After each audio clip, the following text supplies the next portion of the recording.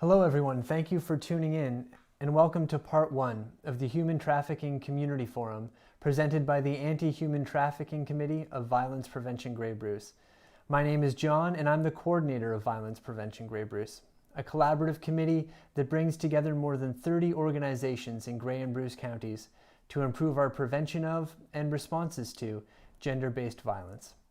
This forum was made possible thanks to a Safer and Vital Communities grant from the Government of Ontario, and that let us kickstart a working group in 2018 and begin to coordinate our response to human trafficking in the Twin Counties. The presentations you'll hear tonight and the conversation that follows will include discussions about human trafficking, sex, violence, substance use, and healthy and unhealthy relationships. We encourage people as young as 12 or web chat.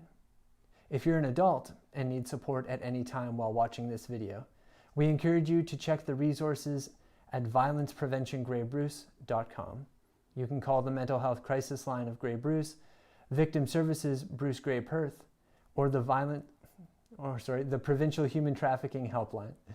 If you are in immediate danger, please call 911. Tonight we'll be talking about healthy and unhealthy relationships. Before we begin, let's take a moment to acknowledge that wherever you are in Grey and Bruce counties, you are on the traditional territory of Indigenous people. Grey and Bruce counties sit on the territory of the 3-5 Nawash. We also recognize the territory of the Métis Nation of Ontario. Their long and continuing histories in this place have a lot to teach us about relationships. And we begin our conversation today by recognizing that we are all treaty peoples with all the relations and responsibilities that entails. Today we're lucky to have 2 experts on human trafficking with us to share their stories and perspectives as survivors and advocates. The majority of this presentation will be theirs. We'll also save time at the end for your questions and to give away some draw prizes. If you're watching this as a live stream, you can ask questions and enter the draw by writing in the comment box on the Facebook page or the YouTube stream. Feel free to submit questions throughout the presentation, and we'll select the most common themes to discuss at the end. Kaitlin Bick and Carly Church are both survivors of domestic human trafficking. Carly has worked for more than 4 years as a frontline support to youth involved in sex work and trafficking situations. You may have seen her recently on CBC's The National in a feature on her work with Victim Services in Durham Region. Kaitlin has worked frontline with survivors of human trafficking and precariously housed individuals for more than 2 years as a peer support worker. Kaitlin and Carly have both dedicated themselves to providing preventative education, as well as bringing awareness of human trafficking to the broader community through presentations and interviews in national print and broadcast media. We are so lucky to have them here to share their expertise now. Kaitlin and Carly, welcome. The live stream floor is yours, and I'll be back at 8:30 with the audience's questions. Thank you. Thank you so much. Hi, everybody. It's always so weird doing a virtual presentation, so bear with us at the beginning just to get in the groove of things. We're so used to doing it in front of an audience. That's what we normally do. So we'll do our best to keep you engaged for this a little over an hour and a half. And kind of today, our hope is to really bring a better understanding to what domestic sex trafficking looks like here in Ontario. Today, we're really going to talk a lot about what domestic sex trafficking truly is. We're going to define it. We're going to debunk a bunch of myths and misconceptions to really paint a picture of what it looks like here in Ontario or in Canada. We're going to talk a lot about the stages of commercial exploitation. We'll share some of our own personal stories.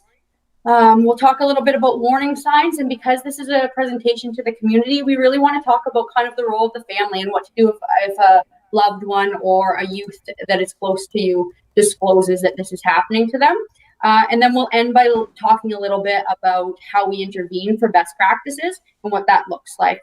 We'll touch on a few other things from vulnerabilities, what makes somebody susceptible to being trafficked, as well as where people are recruited from. And we're hoping that today you leave with a little bit more awareness of what human trafficking looks like, and also to be able to share some of this information with your loved ones and to have those conversations, because we know this is a hard conversation and it's a hard topic, but it's also an incredibly important topic. So I just want to thank everybody for being here today, and hopefully this will be really informative and everybody will get a takeaway from today. And just to further introduce myself, I'm Carly Church, and I am a human trafficking crisis intervention counselor in Durham region. I work specifically frontline with survivors of human trafficking, where I provide ongoing support.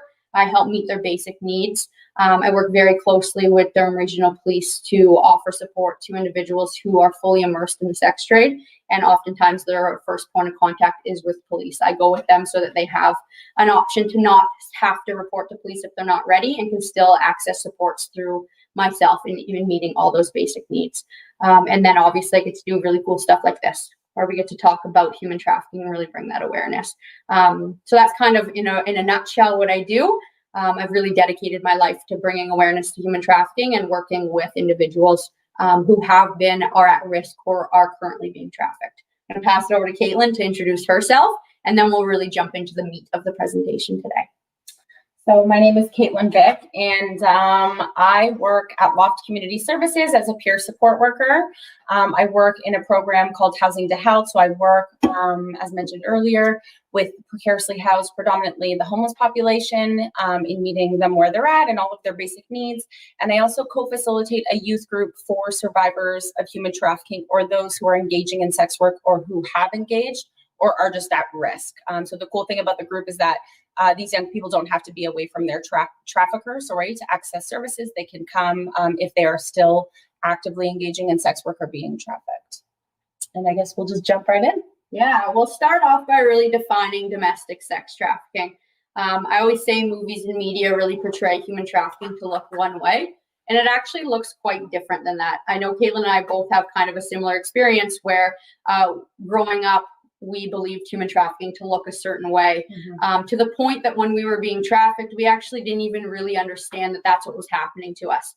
I always talk about how education is power. And I often wonder if somebody came into my high school growing up, or even in my grade school, and spoke to me about human trafficking, would it have happened to me? Or would I have been able to identify those red flags before it was too late? So I again, I know I already said this, but I'm really grateful that everybody's here today and is tuning in. As much as Kaitlin and I would love to reach everybody in the world really about what human trafficking truly looks like, this is always a good start. And I always challenge everybody who we speak to once you leave here tonight and this presentation and forum is over, to please share what you've learned with others, because we can't reach everybody. So as a community, we have to kind of band together and really bring that awareness. So I'm going to start off by really defining what domestic sex trafficking is. And then we're going to debunk the myths and misconceptions, because again, media and movies portray it to look one way and it looks completely different than that. So as a definition of human trafficking, there's actually the word human trafficking is an umbrella term. There's actually many forms of human trafficking, from forced labor to migrant workers, to forced marriage, to organ harvesting, to sex trafficking, both international and domestic. So it's really important to understand that there are many forms of human trafficking. Today, we are only going to talk about domestic sex trafficking. Reason being, one, is that's our area of expertise. That's the category that we fall under as survivors of domestic sex trafficking, but also because it's the majority of what we see here in Canada. I'm not saying that all those other forms of human trafficking do not occur in Canada, but they do not occur as frequently or as much as we see domestic sex trafficking happening here. There's actually two contradicting stats out there. One is from the UN that says 71% of all trafficking that occurs in Canada is domestic sex trafficking. The contradicting stat is from the Canadian Women's Foundation that says 93% of all trafficking that occurs in Canada is domestic sex trafficking. What that means, it is happening to Canadian-born citizens, or it is happening to people who come to Canada, call Canada their home, and then are trafficked within Canada. So the majority of trafficking that occurs in Canada is happening to our girls and our boys that grow up in your communities, that go to your children's school, that access the same community resources within your town, from libraries to community centers. That's who it's happening to, between 71 and 93% of the time. So to really define it and give you that definition, there's really long, wordy definitions for human trafficking. There's the UN's definition for human trafficking. There's the criminal code definition for human trafficking. Oftentimes working groups get together and they come up with a definition for human trafficking, and they're actually always very long and wordy and hard to remember. So hard to remember. Yes, we have a cheating definition, and it really sums up human trafficking. So the definition really of human trafficking is there's certain elements that need to be present in order for trafficking to exist. So there needs to be force, there needs to be fraud, there needs to be coercion, and it all needs to be facilitated by a third party or a group of people. So somebody has to be behind the scenes doing it to you and profiting from you. That is the definition of human trafficking: force, fraud, coercion, facilitated by a third party. If we define it even further, it's really important to differentiate between domestic and international. They are completely different things. So really the best way to differentiate between the two is think of it the same way as you would if you were to walk into an airport. You have two choices. You can take a domestic flight or you can take an international flight. If you take an international flight, it means you're getting on that plane in one country and you are landing in a completely different country. If you get on a plane, a domestic flight, you're getting on that plane in one country and you land in the same country. Means the same thing when it comes to human trafficking. International human trafficking means you are from one country and you are brought to another country for the purpose of exploitation, for the purpose of trafficking. Domestic human trafficking means you are from one country. Like I said, either born and raised or have called that country your home, and then you are trafficked within that country. So again, I don't mean to sound like a broken record, but the majority of trafficking that occurs in Canada is domestic sex trafficking. This is not something that is just happening in other countries, and this is not something that is just happening to people who are brought to our country. This is happening to our boys and our girls. That is the definition of human trafficking. It's really important, though, that we debunk a bunch of myths and misconceptions, because movies really showcase human trafficking in a very Hollywoodized way. And it doesn't look like that.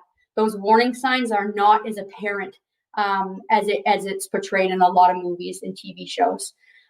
There's one movie that always comes to mind when we think about human trafficking, and that movie is the movie Taken. I remember growing up, that's what I saw, and when I saw that movie that's what I thought human trafficking was. That's where I got my education around human trafficking. So when I was being trafficked, I had absolutely no idea that that's what was happening to me, because I thought it had to look like this movie. So for anybody who's never seen this movie, I'm going to give you a brief synopsis, and then Kaitlin's going to debunk a whole bunch of myths and misconceptions from that movie. So pretty much what happens in this movie is two young girls get on a plane, and they travel from the States to Paris. They get off the plane in Paris, and they meet this charming man outside the airport. He's much older than them. He's a complete stranger. They've never met him before. And he offers to share a cab with them. They say yes to share a cab in a foreign country with a complete stranger. He drives them to the apartment that they're staying at. On the way there, they tell him that they're staying there by themselves. So now he has the address and knows there's no parents and nobody looking after them. Later that evening, he comes back with his business associates. They break into that apartment. There's a dramatic scene where one girl is fighting off two men in the living room while the other girl's hiding underneath the bed. She's pulled from underneath the bed. They're kidnapped. They're forcibly removed, and then they are taken to another location where they're locked up in separate rooms. They can't escape even if they wanted to. The people who take them hook them up to IV drugs. They get them completely dependent on a substance. One of the girls actually dies while she's staying there. They are then moved again to another location where they are then paraded out in front of an audience, where they are bid on. They're bought and sold into the sex trade, and then they're moved again to another location. I'm sure this movie sounds familiar to a lot of people. Every single thing about this movie is the exact opposite of what we see here in Canada. It does not look like that whatsoever. So Kaitlin's going to debunk a bunch of myths and misconceptions from that movie. Thank you for that amazing description. And I agree with Carly. In my experience, and here's one of the biggest ones, is that it's a stranger. In the movie, these young ladies had no idea who this person was, and gladly shared a cab. He was very handsome. They felt they could trust him. But in reality, I'll give you an example in my situation and Carly's situation. Our traffickers were familiar. There's always, most times, some sort of connecting link so that you trust this person. The other big thing is age. In the movie, this gentleman was much older than these females. And again, imagine if your daughter or son comes home and says, "Hey, mom, I'm going to go on a date with my boyfriend who's 21 years old, and this young person is, say, 14. There's going to be a lot of questions, right? You're probably going to say no. Why would a 21 or 25-year-old be hanging out with, a minor, when in reality, it's usually someone that's just a few years older. In my situation, my trafficker was, I think, 2 or 3 years older, and Carly was the exact same thing. It has to look like a relationship. If there's a stranger or they're much older, there's a lot of questions. And, traffickers are savvy businessmen, and they want to play that part. They want it to be believable. Another huge misconception, these girls were hooked up on drugs, and that's not always the case. You don't have to be using substances or addicted to be trafficked. That's not something that's a requirement, and is actually not very common. One of the things that is common is maybe using substances after because of the trauma, and we'll talk about that later. What else am I missing? I think a big one is from that movie, those girls were kidnapped. There was that dramatic scene. They were fighting off two men. Also, I don't know how many TV shows I've watched where a van pulls up and grabs two girls off the street. CSI. Yeah. Rarely are you actually kidnapped. You go with that person because you believe that they're your boyfriend, like Kaitlin said, or you believe that they're your friend. You go with that person because they've begun to meet all of your basic needs. They've started to listen to you, take care of you, get to know the things that you've been lacking in your life, and are now providing it to them. So you actually, in fact, go with that person because you believe they are going to continue to take care of you. A trafficker is actually much more successful if he can coerce and manipulate you into coming with them rather than forcibly taking you. So another misconception that would go along with that is physical violence. We see that often in the movies where people are constantly beaten up every day. And this is a misconception where I'm not saying that physical violence doesn't exist, because actually physical violence almost always exists at some point in a trafficking situation, but not to the extent that's portrayed in movies and media. Like Kaitlin said, traffickers are savvy businessmen, and they are not going to damage the product that they're selling. They're going to find alternative ways to keep you there, and it is usually through psychological manipulation. And then another misconception I think that's incredibly important to know is that you're not always locked up. You're not tied up. You're not behind bars. You're not thrown into a basement. A lot of times we see posters where girls' hands are in shackles. Tape over their mouth. Yeah, tape over their mouth. And a lot of young people that I've worked with over the years have said to me, like, I didn't call those places because that's not me. I was never tied up. I was never locked in a room. It feels as if there's invisible bars. You feel as if you leave, nobody's going to love you in the way that they do. If you leave, nobody's going to take care of you in the way that they've taken care of you. So it's not so much physical restraints. It is more those psychological restraints. I don't know if you want to talk about gender. Yeah. So again, in the movie, right, it was a male and the victims, which I don't like this term, but they were female and they were young. And it's not always that way. A female can be trafficker and a male can be trafficked. It goes any which way. And it's really, really important to know that too. When people are reaching out, it can be male or female. It goes both ways. Just, Yeah, and those are all really important myths and misconceptions to really keep in mind. The final misconception that I'll talk about, and I think this is probably the biggest misconception, or at least maybe not misconception, but I think this is an incredible or really important thing to talk about, because a lot of people believe that all sex work is inherently human trafficking, or all sex work is inherently exploitation. And a lot of people will have strong moral and value-based opinions when we talk about this, and that's okay. I have my own, Kaitlin has her own, and that's all right. But what's incredibly important is to understand there is a difference between sex work and human trafficking. They're in fact completely different things. There are laws around sex work and there are laws around human trafficking. When we conflate the two, we are in fact not going to best support somebody who makes a disclosure. So we believe that people enter the sex trade for a variety of reasons, but we break it down into 3 reasons, and we call them the 3 C's, and we look at them as a spectrum of experience. So on one end of the spectrum, you have choice. On the opposite end of the spectrum, you have coercion or human trafficking, and in the middle, you have circumstance. So if I'm talking choice, this means I'm a consenting adult. I'm over the age of 18. I've made this decision of sound, coherent mind. Nobody has pressured me or forced me into entering the sex trade. I make my own rules. I decide when I work and when I don't work. I can stop if I want to. I can say no to things if I want to, and I keep all of my money. So in fact, every time I engage with a customer is in fact consensual sex work. And opposite end of the spectrum, you have coercion or human trafficking. This is when somebody's tricked you, manipulated you, coerced you, given you an ultimatum into entering the sex trade, and now they're behind the scenes doing it to you and profiting from you.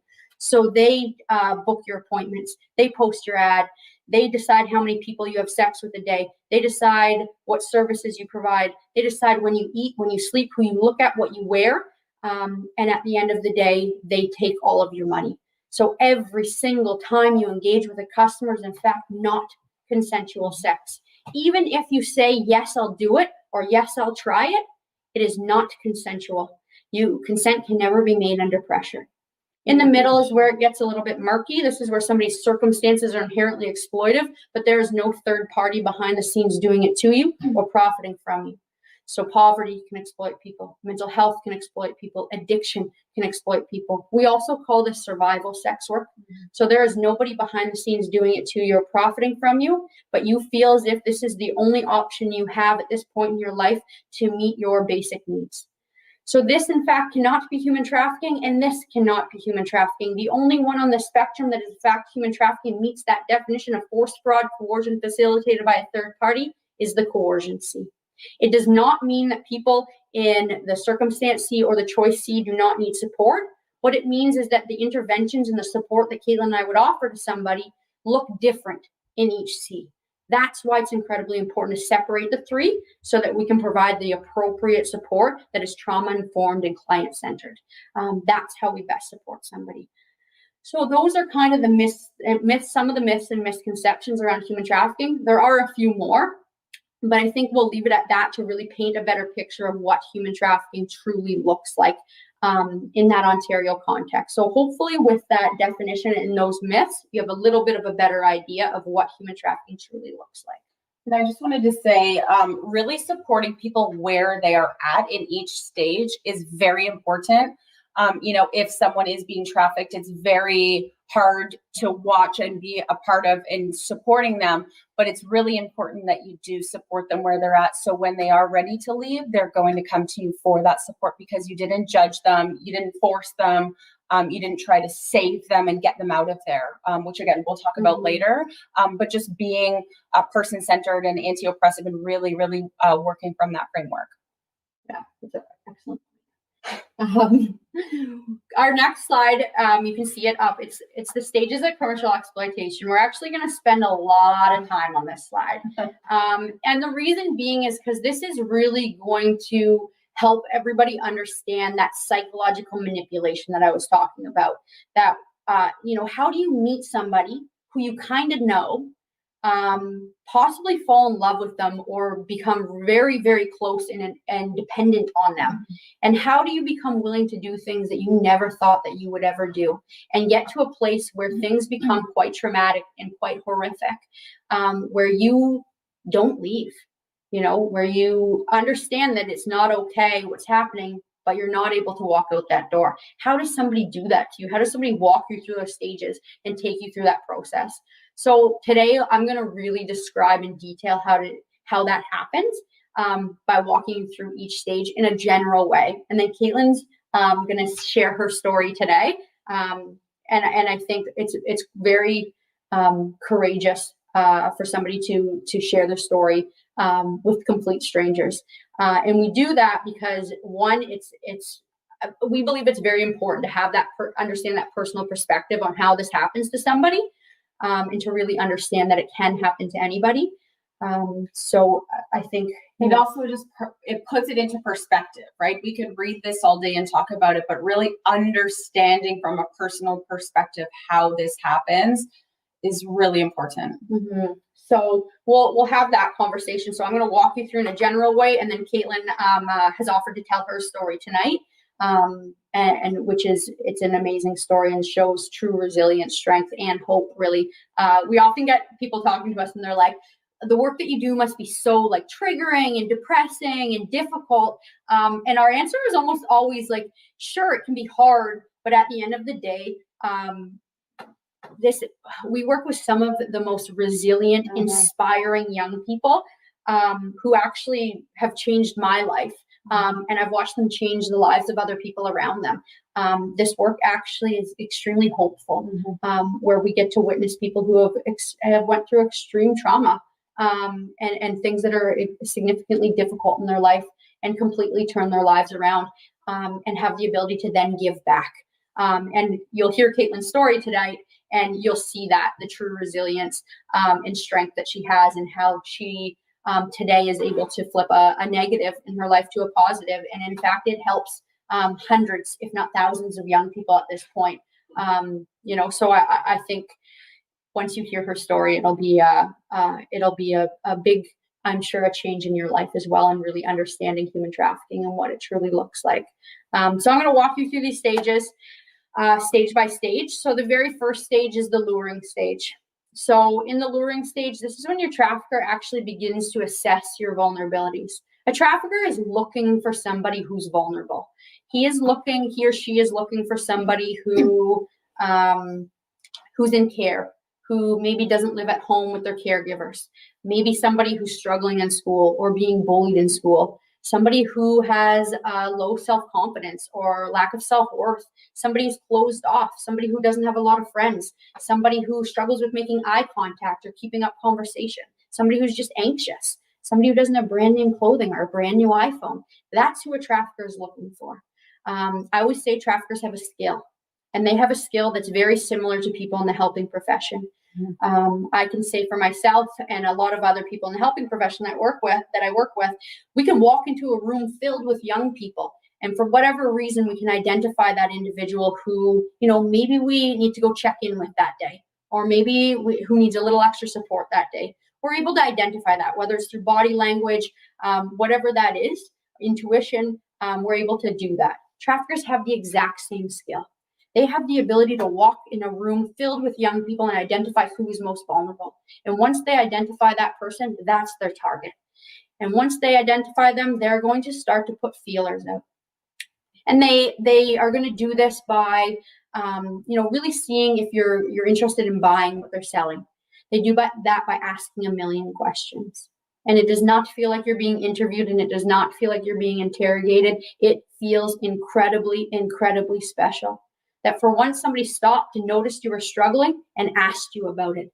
That for once somebody stopped and noticed you and asked you about your life. They are going to ask you about your family. They're going to ask you about your friends. They're going to ask you about your struggles. They are going to ask you about your hopes and dreams for the future.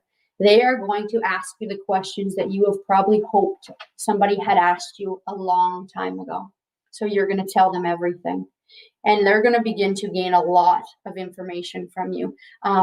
At that time, it feels great, but what they're doing is they're gathering information that they're later going to use against you. They are going to begin to understand every detail about your life, from the good times to the bad times, to your struggles, to your goals.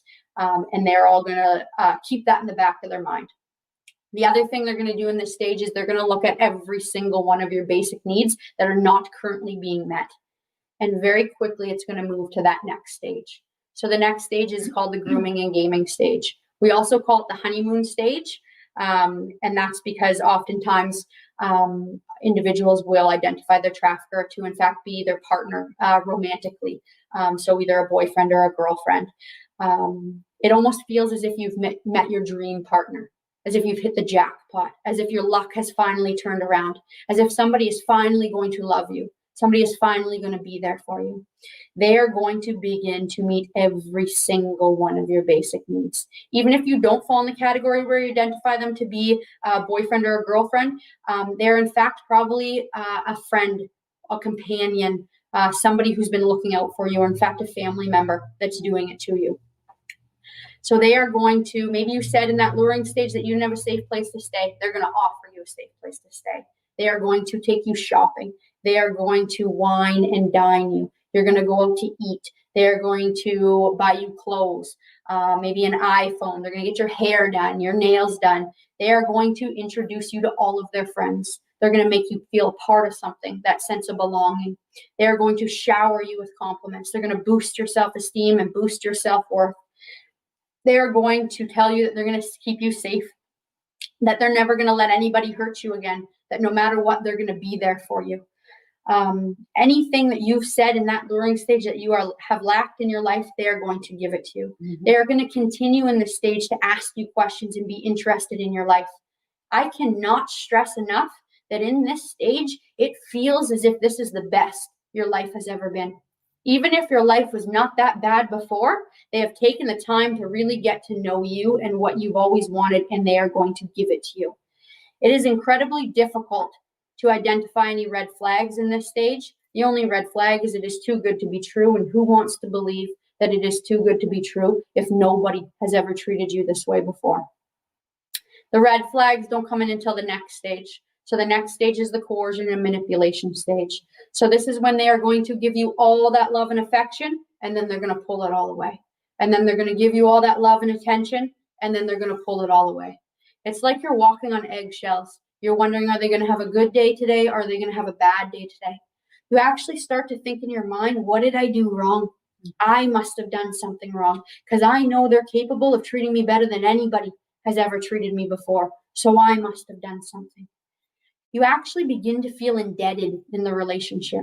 You start to feel as if they have done so much for me and so much for us in this relationship. What have I done to contribute? What have I done to give back? So you're actually going to probably start to think in your mind, what can I do? You might even start to think of things, maybe even start to offer to do things. And once you start to offer to do those things, they're going to begin to ask you to do more. They might expand on that or grow on what you've been offering to do. They're going to start to ask you to do things that maybe you talked about in the luring stage that you said that you would not do. They're going to start to push your morals, your boundaries, and your values. These could be done by asking you to do things that are sexual or not. They really just want to start to push those boundaries. So they might ask you to hold drugs for them. They might ask you to look out while they commit a crime. They might ask you to lie for them. They might ask you to take a charge for them. And immediately after, they're going to give you all that love and affection. It goes back to that honeymoon stage, that grooming and gaming stage. And then they pull it all away again.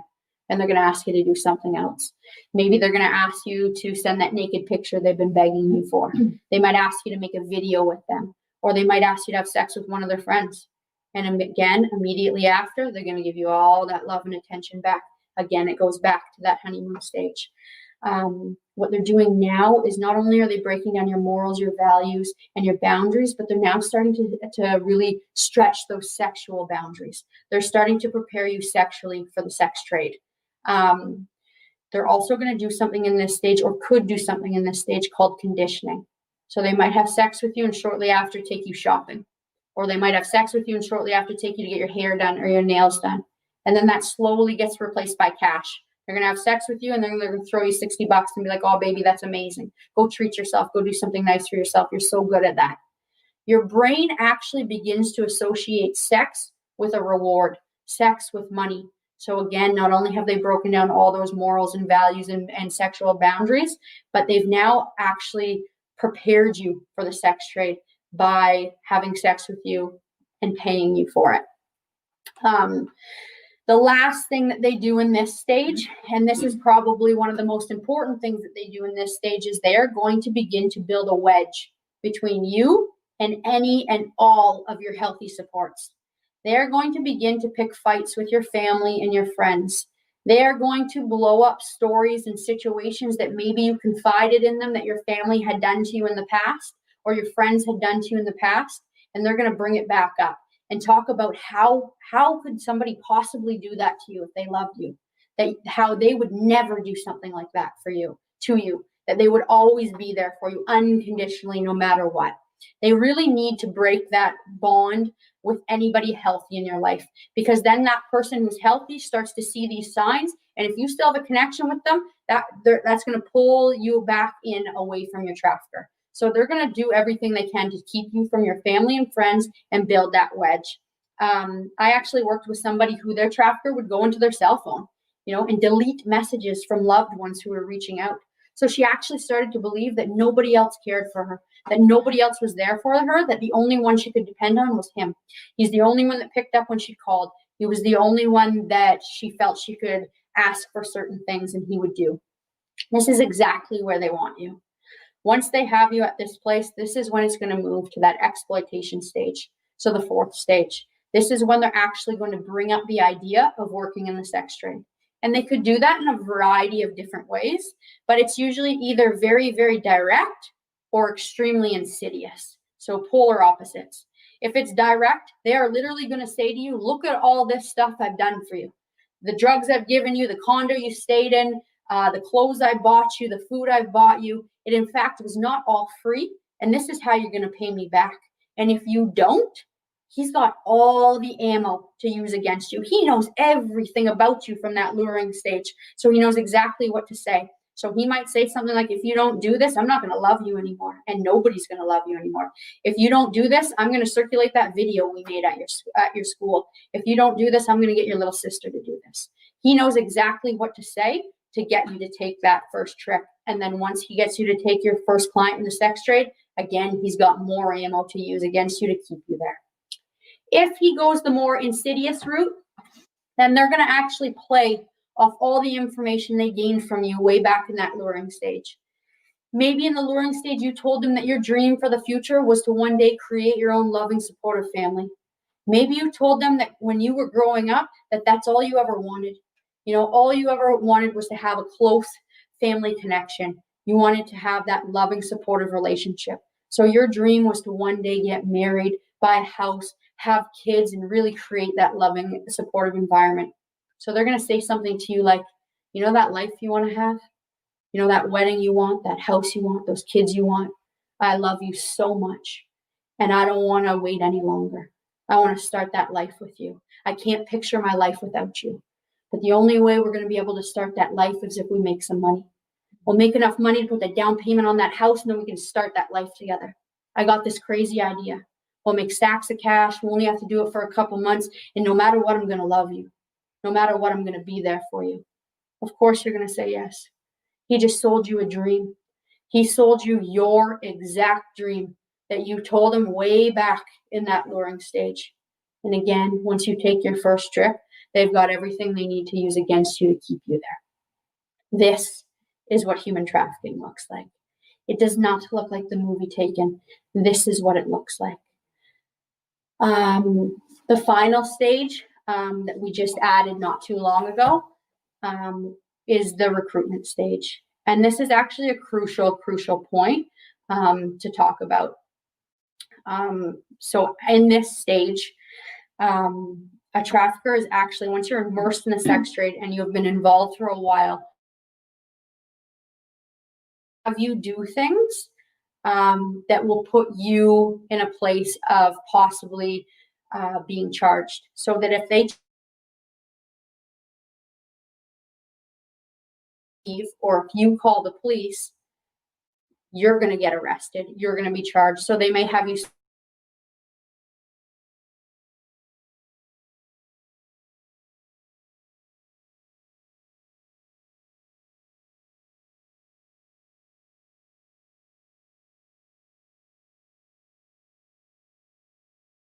had some audio issues with Kaitlin and Carly. I don't know if you folks were seeing that on your end of the stream.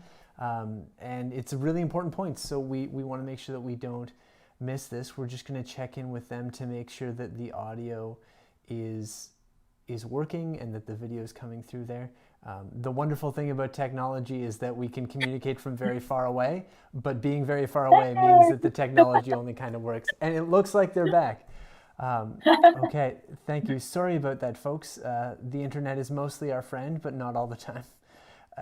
And sorry, Carly, you were just in the midst, our stream began to have issues when you were talking about when you've been in the sex trade for a while, that movement into then recruitment and the development of that. Perfect. That's a perfect time to put out then. Okay, so I'll just start from that stage, and I think it's incredible that we are very important that we talk about this stage, because this is what we see happen with individuals who have been involved in a trafficking situation for a longer period of time. Their trafficker will in fact incriminate them, force them to do and partake in criminal activity.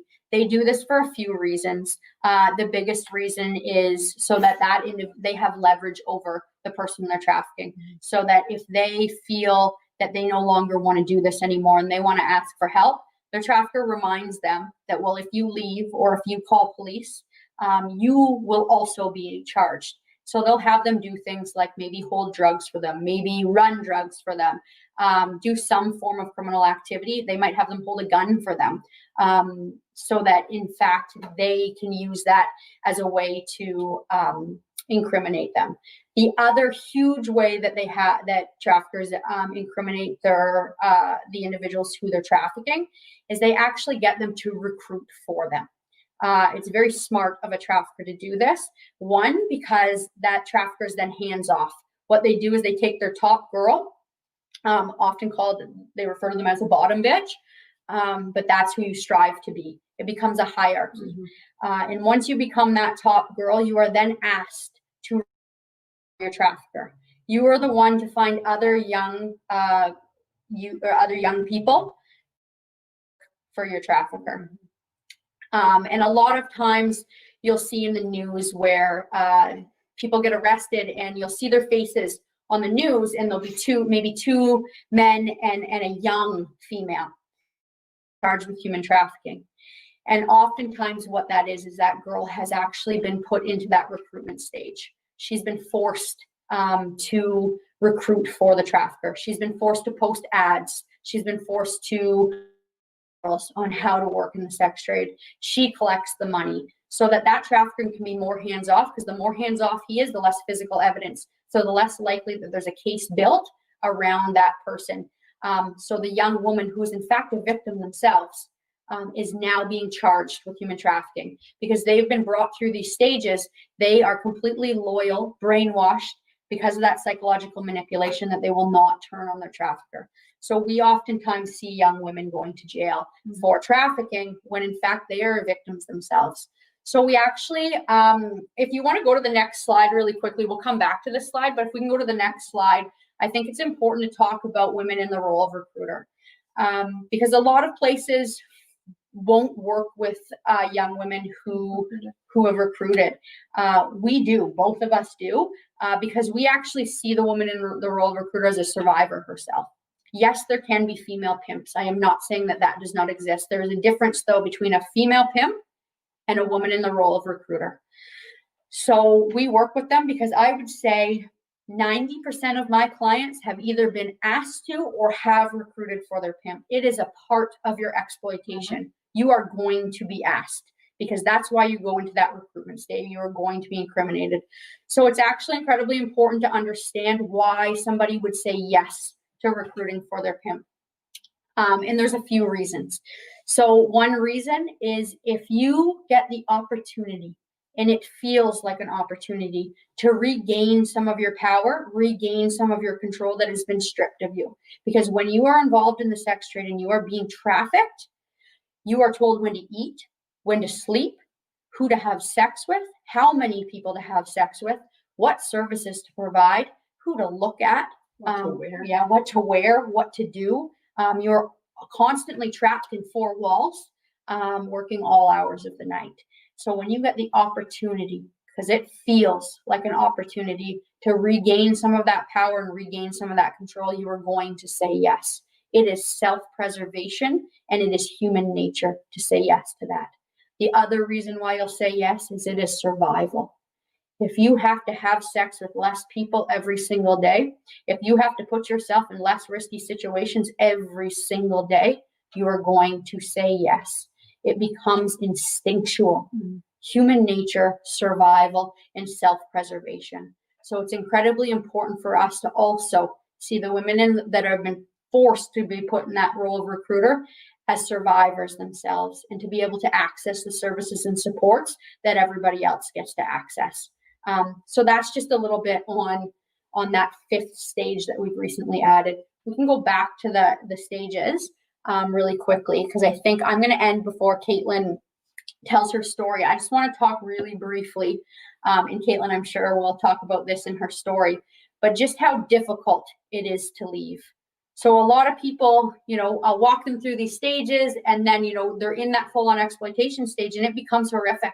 You have to do things that you never thought that you would have to do. You are forced to do things that are extremely traumatic, and stay with somebody for the rest of their lives. So people often ask, well, why wouldn't you just leave? We talked about the misconception of you're not tied up, you're not locked in a room. I remember when I left, somebody asked me, like, Carly, if it was that bad, why didn't you just walk out of your hotel room door? And they were like, you live in Canada, you could have went to a shelter, you could have asked for help. The front desk. Yeah, go to the front desk. And I never would have. And I think it's important for people to understand why it's not as simple to just identify somebody's in a really bad situation and then ask them to leave, because that won't work. So when in my situation, I didn't leave for three reasons. My situation, like I said, got horrific. I did things that I didn't want to do, but I didn't leave. And there's three reasons why I didn't leave. And I think after working with young people for a significant amount of time now in similar situations, these are the three reasons why it's not as simple as asking somebody to walk out that door. So the first reason I didn't leave was the most obvious. I was scared of them. There was some physical violence in my situation, not a lot, but enough to instill that fear that all I could think is, if I walk out this hotel room door and they catch me, what are they going to do to me? That fear was real. More so than that, though, and the second reason I didn't leave was the fear of the unknown. If I walk out this door, where am I going to go? Where am I going to get my next meal? Where am I going to sleep tonight? Where am I going to get my next fix? And who is ever going to love me again after this? Who is ever going to take care of me? That was much scarier than they were. But the biggest reason, and the third reason that I didn't walk out that door, was the psychological hold that they had on me, that trauma bond. They brought me through these stages They met me. They got to know everything about me. They asked me the questions that I had always wanted somebody to ask me. They met every single one of my basic needs and more. They made me feel incredibly loved and special. They picked me up when I was at my worst, when I felt as if everybody had given up on me. I truly believed that they had saved me. I often thought, and still to this day, I look back sometimes, that where they found me, if they didn't take me out of that place, would I be alive today? So that trauma bond, that psychological hold, was very strong that they had on me. It's really hard to explain in words what that feels like.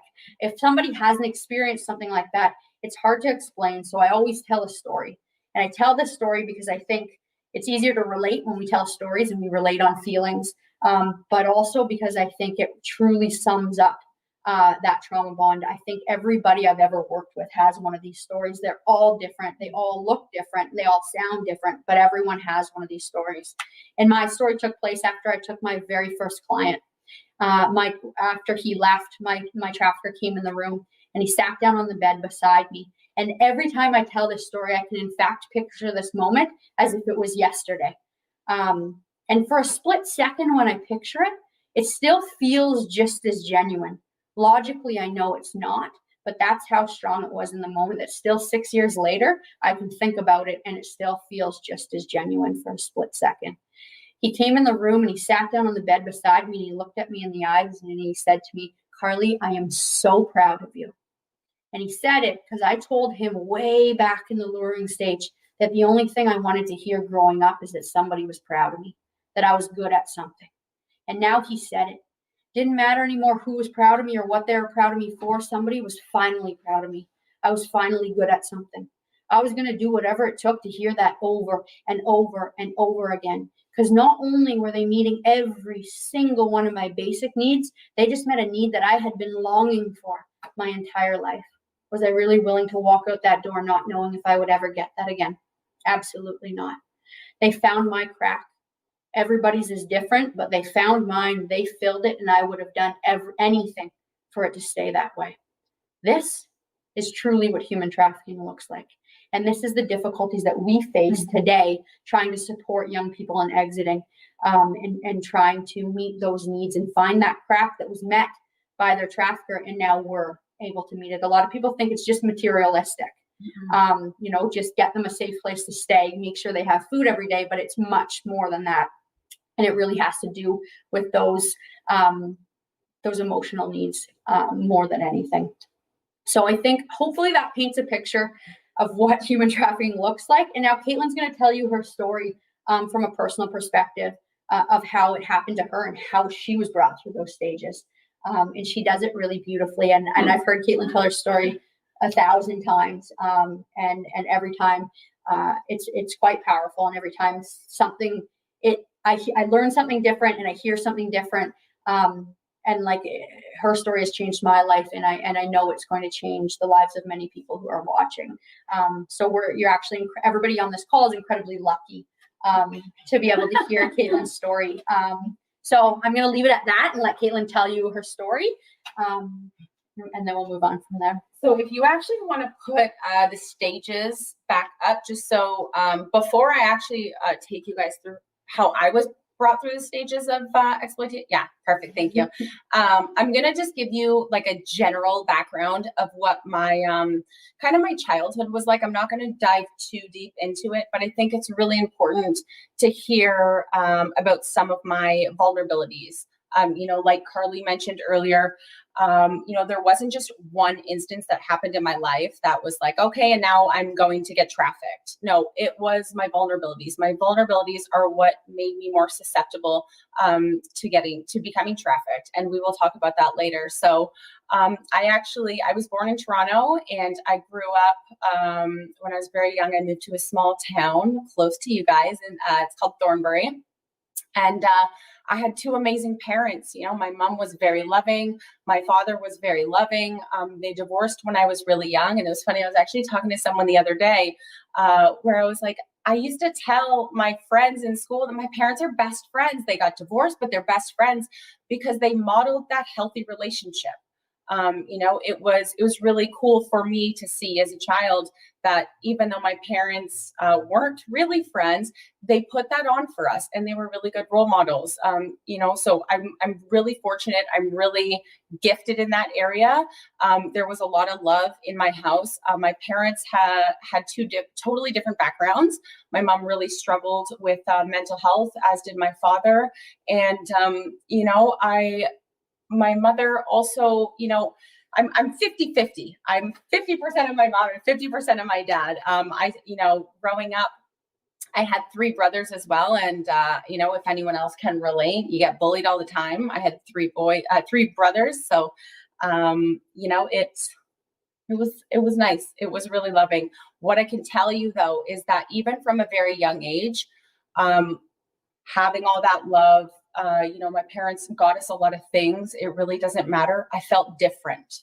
I felt like I didn't fit in. When I went to school, I was that kid in class that couldn't raise their hand and say, hey, can you please explain? I don't understand what you're talking about. I would actually rather not know than have a kid make fun of me and call me stupid. I was full of fear. I was full of anxiety. And I didn't want to be that kid that got made fun of. And I got made fun of a lot. I got bullied in school. I got tormented. I had to run home after school just because I didn't want to get picked on anymore. And that's what the young people are dealing with today. It's a huge issue. So for me, I really struggled with my self-esteem, how I viewed myself. I started engaging in self-harm from a very young age. I want to say I was probably 9 or 10 years old, and I started cutting myself. Where does a 9, 10-year-old child come up with this idea? I have no idea. But it's something that I started engaging in. I hated myself, and I don't know where I came up with that. So I forgot to do a disclaimer. I am pretty raw, and I go into a little bit of detail. So again, if it does get a little bit too much for you, please just walk away, do self-care, talk to someone if you need to. But again, we like to go into a little bit of detail just so that people can relate and see how these stages are real. So my specific trafficking situation didn't begin until I was about 24 years old. Much like Carly talked about with the spectrum, the 3 C's, I started using drugs at about 12 years old, and then engaging in sex work at 14 or 15 because of my addiction, right? So again, that middle C, my circumstance was inherently exploiting me. I did not really make enough money to support my habit. And so, I met a friend, and she happened to work in a massage parlor, and she said, hey, I know what we can do. And she introduced me to the sex trade. So I was about 14, 15 years old, and I was at the corner of Brock and Dundas in Toronto. If no one's familiar with that, it's not the greatest of neighborhoods.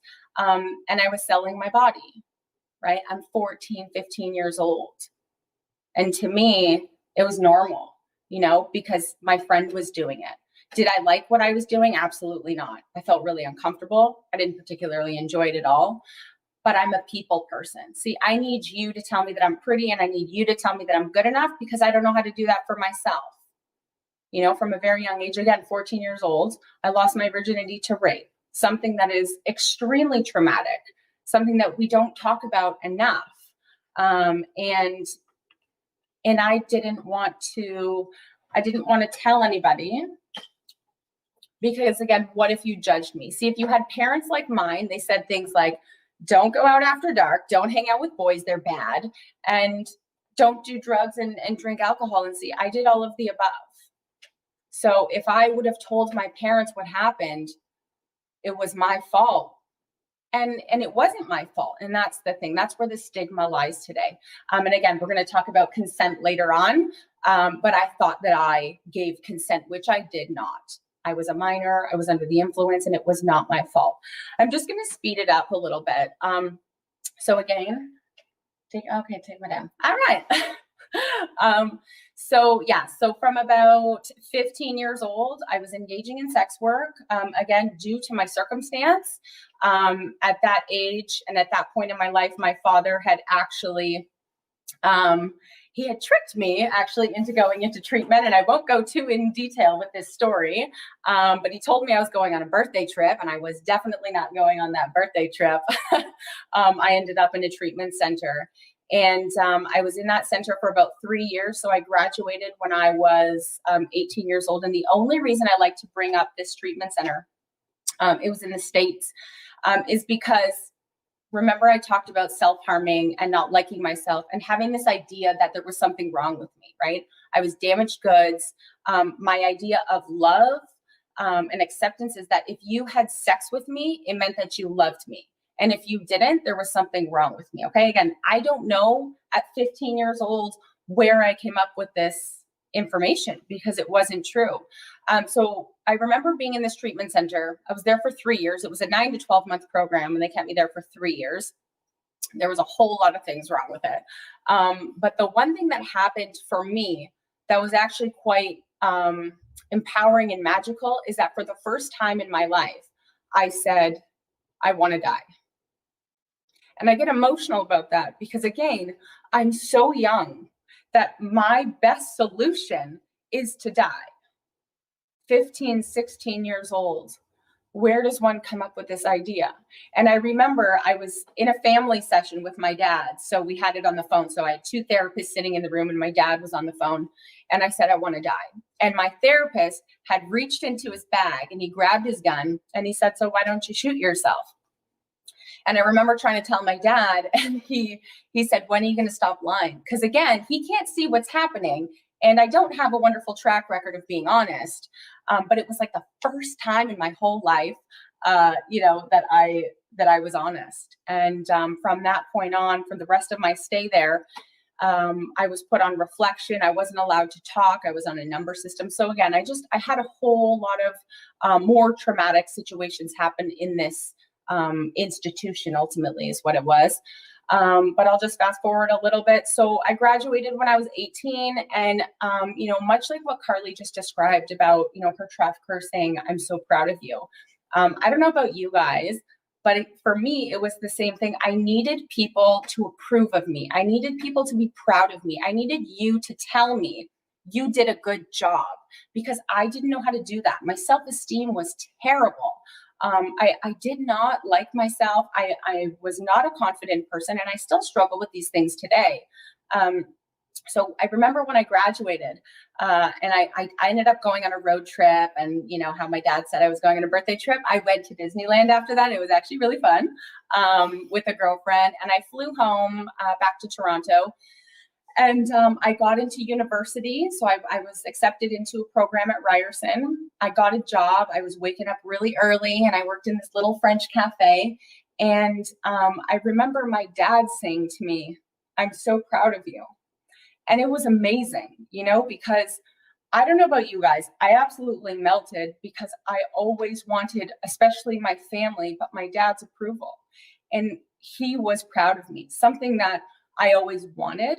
And something that I always chased, especially because, being an addict, and today I'm in recovery.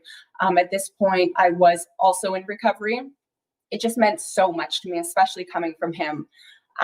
So at 20 years old, my mother passed away. So this treatment center that I was in, it was something that I didn't really learn much from. So again, having a traumatic situation happen, like losing a parent or a loved one, anybody, but at this point it was my mom, who was my best friend.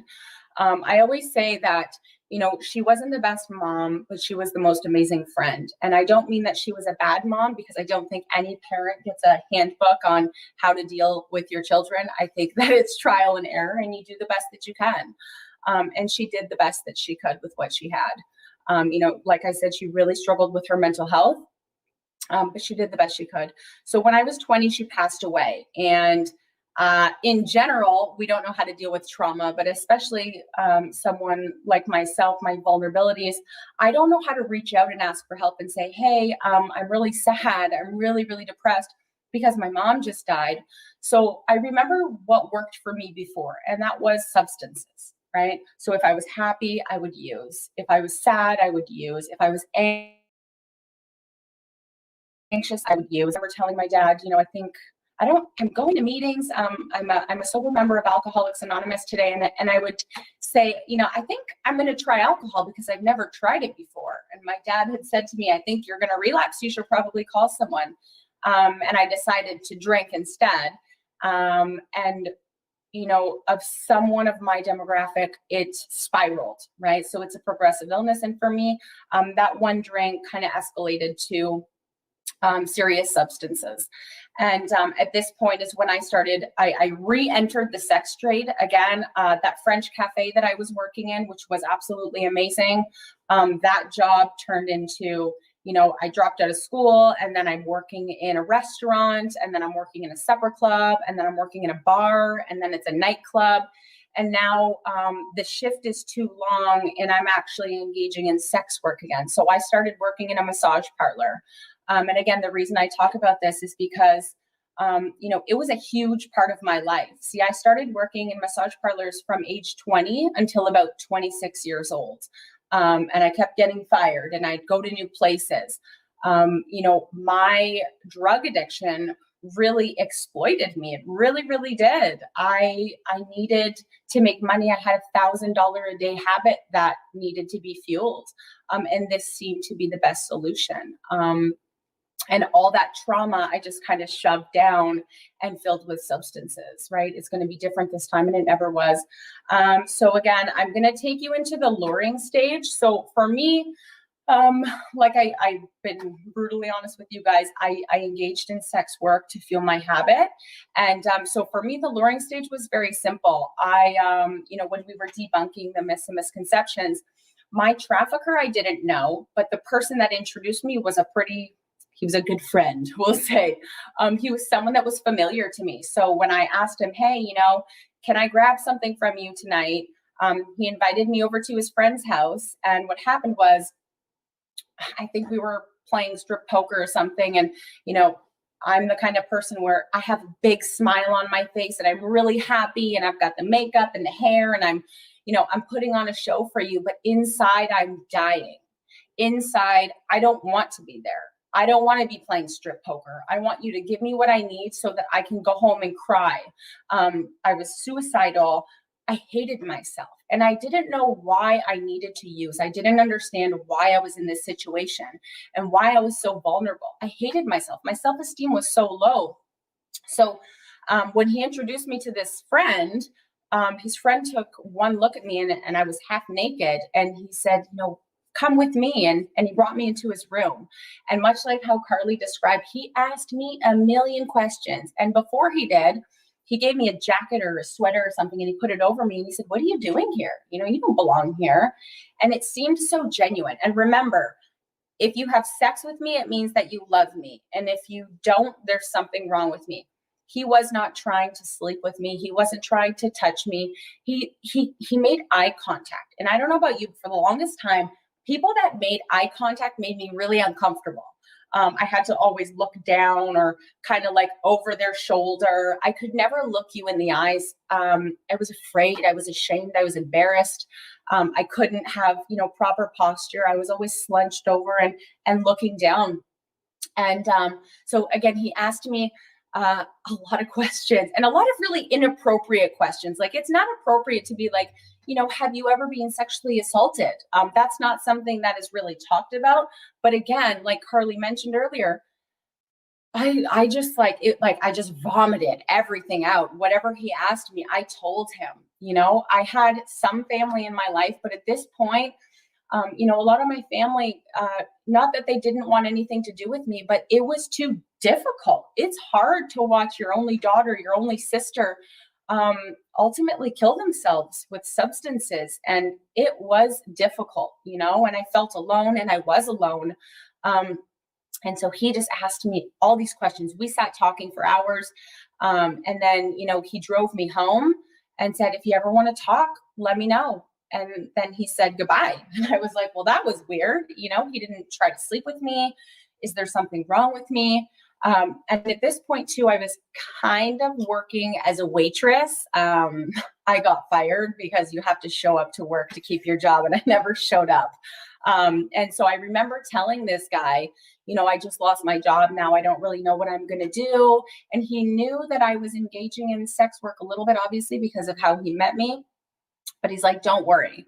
I'm going to help you. And because he knew one of my vulnerabilities, which was being a substance user, he provided that for free. So that was, my luring stage was super fast. He asked me a bunch of questions and then he lured me right in. Like, I just came willingly, I needed someone to love me. I needed someone to care about me. And he gave me attention, which is something that was really lacking for me. And then the next stage is the grooming and gaming. Again, I identify as that type who I identified my trafficker to be my boyfriend. He said, I love you. Again, those 3 words that were so important for me to hear. I did anything to hear those words. And he gave that to me, right? Again, when he asked me in that luring stage, where's your family? How come they don't talk to you anymore? Oh my gosh, I can't believe they would do that to you. I was like, yeah, you're right. Wow. I got so manipulated. And so in the grooming and gaming stage, it was very simple. He sold drugs and he would take me in the car with him when he would do drug deals. And I felt important. He let me sit in the front seat. I felt a part of, right? I felt a part of something.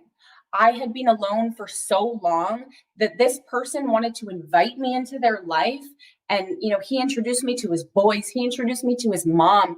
He had a very young son that he introduced me to. And again, I felt like, wow, this person really loves me. He didn't make me do anything that I didn't want to do.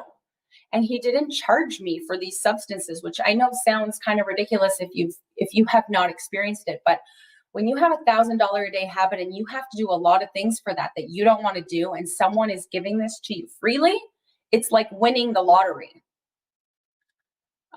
So again, the grooming and gaming, for me, the honeymoon stage was very much that. I felt special. I felt loved. I felt appreciated. I felt different. This person wasn't making me do anything that I didn't want to do. What happened next? Well, he said, all right, babe, I want to take you on a trip.